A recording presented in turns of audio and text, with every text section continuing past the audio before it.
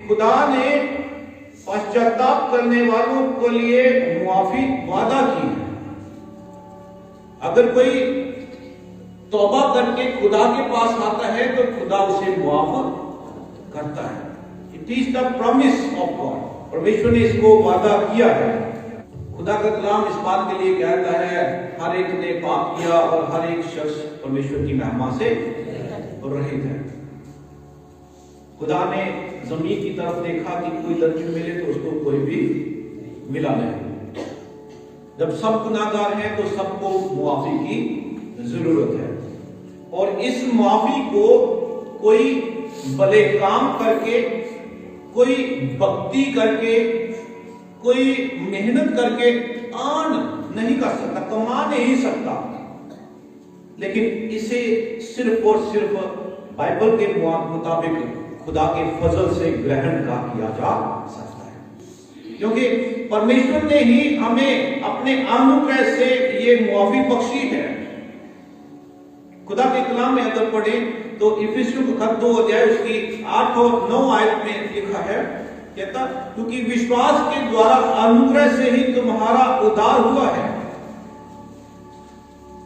We believe that Jesus Christ died for us. यीशु मसीह हमारे लिए मरा, हम विश्वास करते हैं और उसके फजल से, उसके अनुग्रह से ही हमारा उद्धार यानी हमें मुक्ति हासिल हुई है। और कहता और ये तुम्हारी ओर से नहीं परमेश्वर का दान है और ना कर्मों के कारण, कि कहीं ऐसा ना हो कि कोई घमंड करे। एक दफा संत पौलुस भी कहता मैंने बहुत बड़े बड़े काम किए, लेकिन ये सिर्फ और सिर्फ only by the grace of God, परमेश्वर के अनुग्रह से ही हमें मुआफी मिलती है, जिंदगी मिलती है। आप प्यारे जो और ये उसकी दया, उसका अनुग्रह, उसके प्रेम के सबब से हम पर जाहिर होता है। जिस दृष्टांत को आज हमने कलाम मुकद्दस से पढ़ा उसमें इस बात के लिए बड़े खूबसूरती से बयान किया गया है। परमेश्वर अपने अनुग्रह को अपने प्रेम के द्वारा हम पर जाहिर करता है।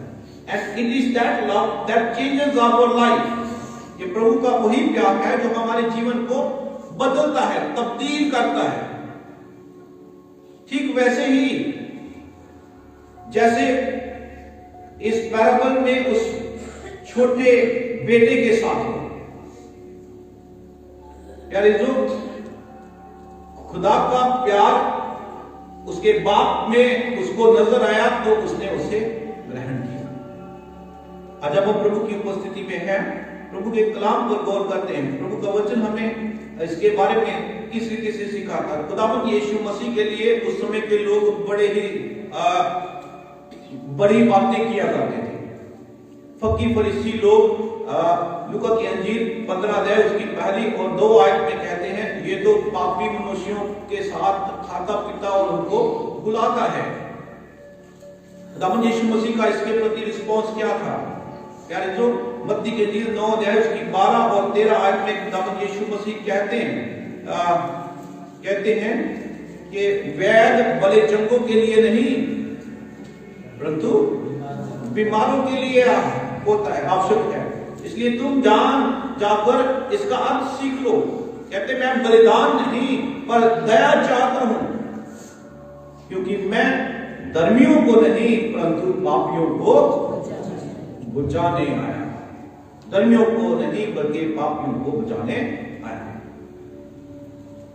खुदावंद यीशु मसीह आज लूका की अंजील में 3 छोटे छोटे दृष्टांत सुनाते हैं और तीनों दृष्टांत बड़े क्रोनोलॉजिकली ढंग से पवित्र आत्मा की अगुवाई में डॉक्टर लूक द्वारा अपनी अंजील के 15 अध्याय में लिखे गए। पहला दृष्टांत क्या है? 100 भेड़ों का। कितनी भेड़ें हैं? 100।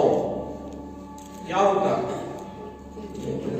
एक भेड़ खो जाती है और उसका गडरिया, उसका चरवाहा, उसका याली, उसका शेफर्ड तब तक उसको ढूंढता रहता जब उसको मिल ना जाए, और जब मिल जाता है तो वो आनंद मनाता है। अब 100 में से अगर एक कोई है तो कितने परसेंट कोई है? 1%। सारे मैथमेटिशियंस बैठे हैं, वेरी बहुत अच्छा। चलिए आगे बढ़ते हैं। डॉक्टर लूक बताता प्रभु यीशु मसीह ने तुरंत इसके बाद एक और दृष्टांत दिया, और वो दृष्टांत क्या है?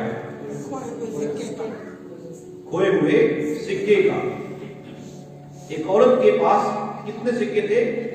10 सिक्के थे। उसमें से एक खो गया और वो तब तक ढूंढती रही जब तक उसे मिला ना।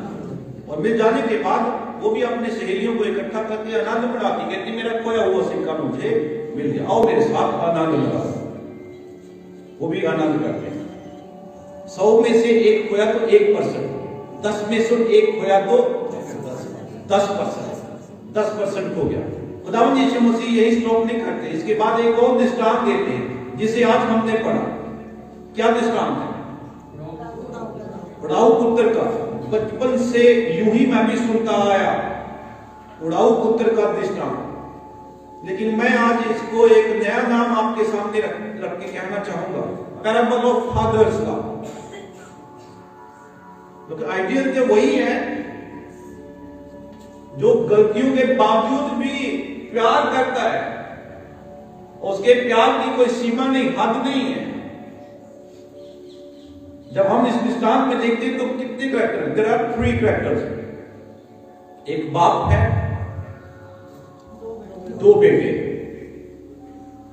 एक बड़ा है एक छोटा है। ये तो होना ही था। क्या हुआ? ये बाप अमीर लगता है, काफी है दान दौलत उसके पास, जायदाद भी है, और छोटा बेटा क्या होता है? बिगड़ जाता है। और वो बाप को क्या कहता? कहता जायदाद में से मेरा हिस्सा मुझे दे दो। अब दुनिया में कोई भी ऐसा कल्चर नहीं है जिसमें एक बाप की दौलत उसकी मृत्यु से पहले उसके बच्चों में डिवाइड कर दी जाए। लेकिन आज गनीमत है कि इस बेटे ने अपने बाप से कह दिया कि तेरी जायदाद का जो मेरा हिस्सा बनता वो मुझे दे। लेकिन बाप की दयालुता देखें, डॉक्टर लूक जब इंजील लिखता है उसने कुछ ऐसा नहीं लिखा कि उसने उसके लिए अपोज किया कि नहीं किया, लेकिन लिखा उसने बांट दी, उसने उसका हिस्सा उसको दे दिया। उसको कितना मिला? व्यवस्था विवरण 21 अध्याय उसकी 17 आयत में इस बात को बयान किया गया है कि एक बाप के मर जाने के बाद उसकी जायदाद जब उसके बच्चों में डिवाइड की जाती है तो उसके पैलोठे को दुगना हिस्सा मिलता है। पैलोठा का बड़ा बेटा, उसको दुगना हिस्सा मिलता है।